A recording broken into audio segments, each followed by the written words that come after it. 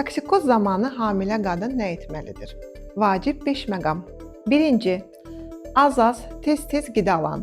Məddəni boş buraxmaq ürək bulantını artırır. Gün ərzində kiçik porsiyalarla tez-tez yemək toksikozu yüngülləşdirə bilər. 2. Maye balansını qoru. Su, limonlu su, bitki çayları həkim məsləhəti ilə vacibdir.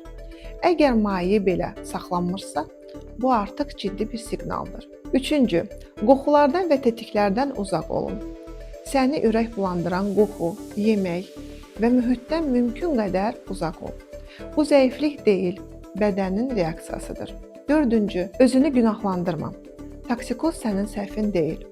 Bu, hamiləlik hormonlarının orqanizma təsiri ilə bağlıdır və çox qadında olur. 5.